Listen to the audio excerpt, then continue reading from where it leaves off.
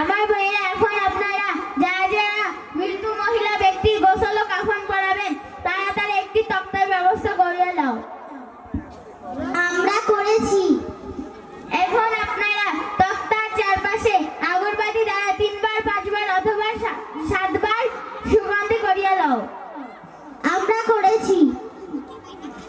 এখন আপনারা তক্তার চারপাশে পর্দা করিয়ে দাও। আমরা করে নিয়েছি।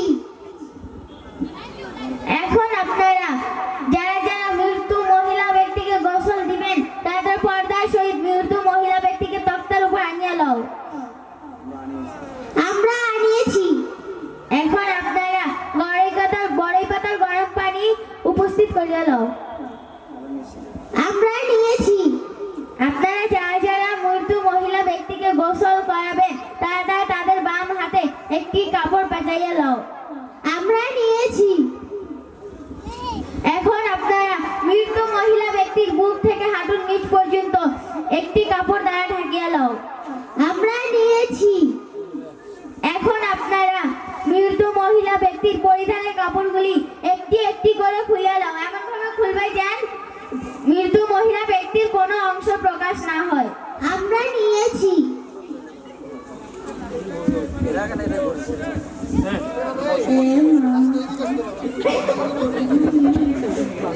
এখন আপনারা মৃত মহিলা ব্যক্তি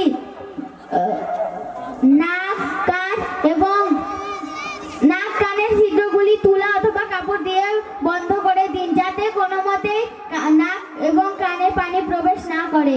আমরা নিয়েছি। এখন আপনারা মৃত মহিলা ব্যক্তির মাথার চুল এবং গা শ্যাম্পু অথবা সাবান করিয়ে দাও। আমরা নিয়েছি।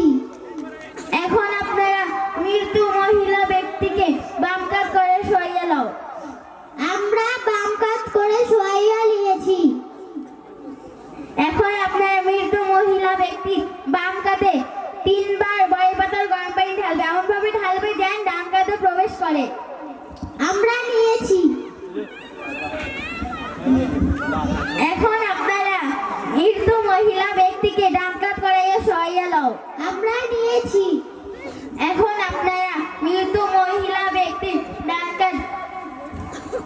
ডান কাতে বড়ই পাতা গরম পানি 3 বার ঢালবে। এমন ভাবে ঢালবে যেন বাম কাতে প্রবেশ করে। আমরা নিয়েছি। এখন আপনারা মৃত মহিলা ব্যক্তিকে উঠিয়ে বসান। আমরা উঠিয়ে বসিয়ে নিয়েছি।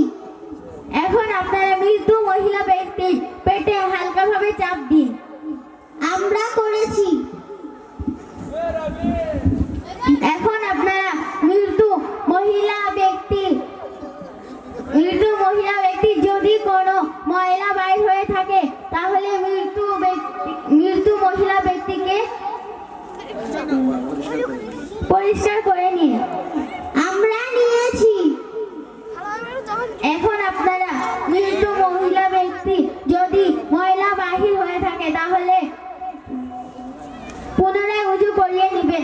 আর যদি বাহির না হয়ে থাকে তাহলে উজু করার কোনো প্রয়োজন নেই।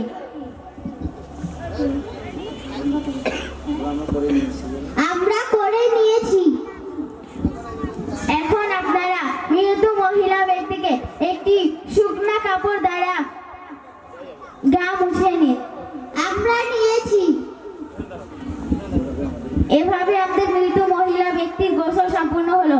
এখন আমরা মৃত মহিলা ব্যক্তিকে কিভাবে কাফন পরাতে হয় তা দ্বিতীয় পার্টে দেখানো হবে কিভাবে কাফন পরানো হয় ইনশাআল্লাহ।